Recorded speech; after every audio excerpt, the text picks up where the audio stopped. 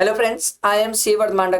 ध्यान से सुनना सर, जितने भी सी इंटर वाले स्टूडेंट हैं जो मई सितंबर या जनवरी का एग्जाम्स दे रहे हैं, सर मैंने 15 केस सिनेरियो सॉल्व करवा के डाल दिए।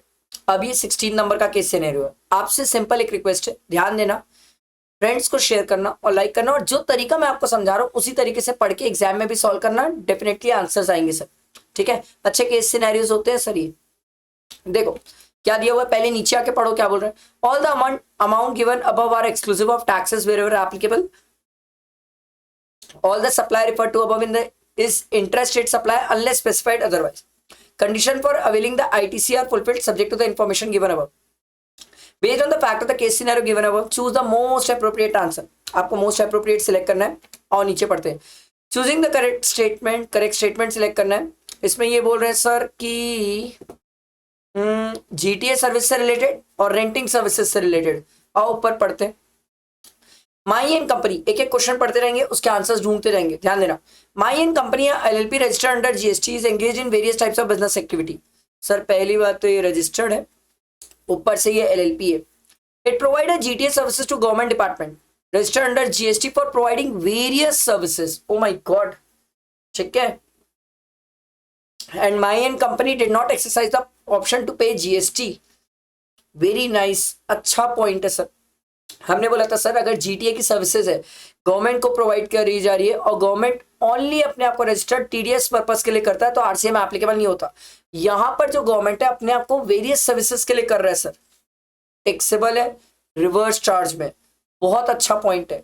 अच्छा एक बात याद रखना, अगर गवर्नमेंट अपने आप को सिर्फ टीडीएस पर्पस के लिए रजिस्टर कराया है सर तो उस केस में जीटीए की सर्विसेज एग्जाम भी होती है। ठीक है, ये थोड़ा ध्यान रखना। यहाँ तो रिवर्स चार्ज की बात है। अरे यार ये क्या हो गया, यहाँ तो रिवर्स चार्ज की बातें हैं सर। ठीक है, तो गवर्नमेंट डिपार्टमेंट पे करेगा।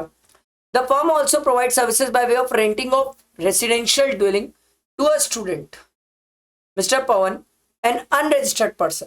सर हम पढ़ के आए, renting of residential dwelling to a registered person होता है तो रिवर्स चार्ज है।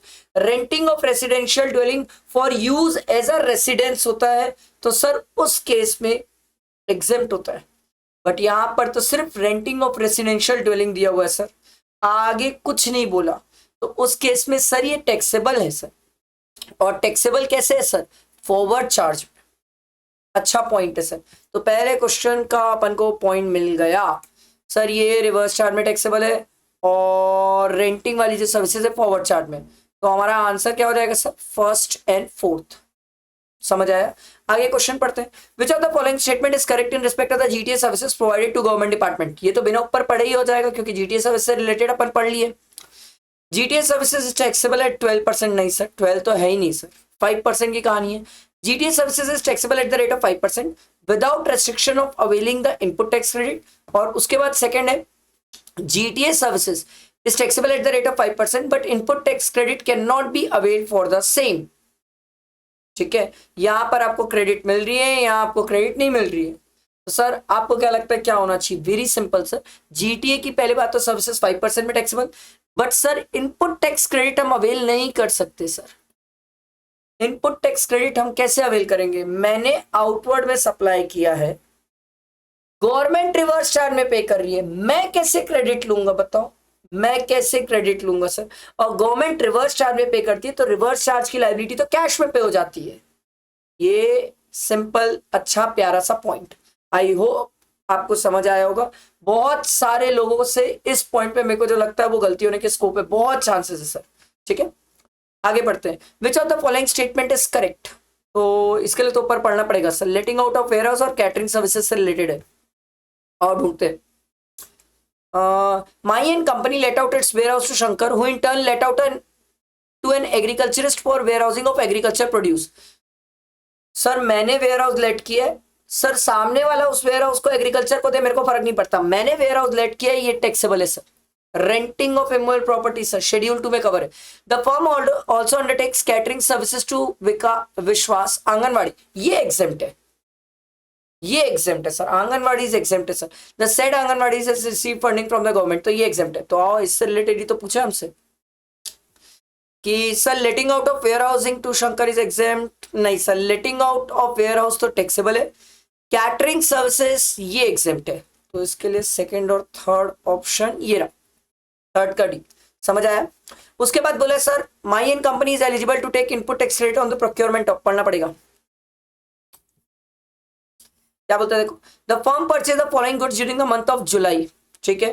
Capital goods amounted to ₹45,000, purchase on which depreciation has been claimed on full value, नहीं मिलेगा, क्रेडिट नहीं मिलती, सेक्शन 16 ब्लॉक करके रखा है, सेक्शन मतलब सेक्शन 16 ने बोला नहीं दूंगा। Raw material purchase amounted to ₹55,000 for which invoice is missing, sir invoice missing है, भले डिलीवरी चलाना है बट इनवॉइस नहीं है सर, क्रेडिट तो मिलेगी नहीं। और सर तो हमारे से अगला क्वेश्चन यही बोला है सर, तो आईटीसी तो कुछ मिलना ही नहीं है sir. Compute the GST liability for the firm to be paid for July in cash if the rule 86B of the CGST rule 2017 is not applicable. 86B याद है किसी को? 50 लाख से ऊपर 1% कैश पे करते थे, ध्यान रखना। चलो पढ़ते।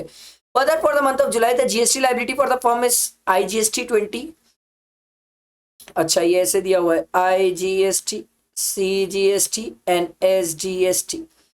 सर आउटपुट में लायबिलिटी है हमारी 20, 10 और 10, ठीक है। हमारे पास सर क्रेडिट कितनी है, क्रेडिट कितनी है 8,000, 12,000 एंड 5,000। ओके तो सिंपल है सर, यहाँ 12,000 पे करने का आ रहा है या 2,000 की हमारे पास सीजीएसटी ना, हाँ 2,000 की क्रेडिट पड़ी हुई है और एसजीएसटी में 5,000 पे करने का आ रहा है। तो इस केस में सर जो आईजीएसटी की हमारे पास क्रेडिट पड़ी हुई है इसको हम सी को पे करने के लिए यूज कर लेंगे 2,000। बाकी सर और कहाँ पर क्या होगा, सॉरी ये क्या कर दिया मैं, ये मैं उल्टा कर दिया था, सॉरी मैं इसको, ये एरो इधर जाएगा सर, सॉरी सर हमारे पास सीजीएसटी में क्रेडिट पड़ी हुई है, सीजीएसटी की क्रेडिट हम यूज कर सकते हैं आईजीएसटी को पे करने के लिए 2K, तो हमारा आईजीएसटी में 10K पेबल निकल जाएगा और एसजीएसटी में 5K पेबल निकल जाएगा। और नीचे देखते हैं कहाँ गया मैं आईजीएसटी में मेरा 10,000 आ रहा है, एसजीएसटी में मेरा 5,000, पहला ही ऑप्शन सही है सर। आया समझ? मस्त केस सिनेरियो था, मेरे को जो लगा 2 पॉइंट पे गलती होने के बहुत स्कोप है, एक ये वाले क्वेश्चन पे गलती होने के स्कोप है और दूसरा ये सेकंड वाले में, बाकी तो आपसे बन जाएगा, ऐसा सच कुछ दिक्कत नहीं है। समझ आया? लाइक करना, फ्रेंड्स को शेयर करना और नेक्स्ट वाली केस सिनेरियो के लिए तैयार रहो, ठीक है। चलो थैंक यू।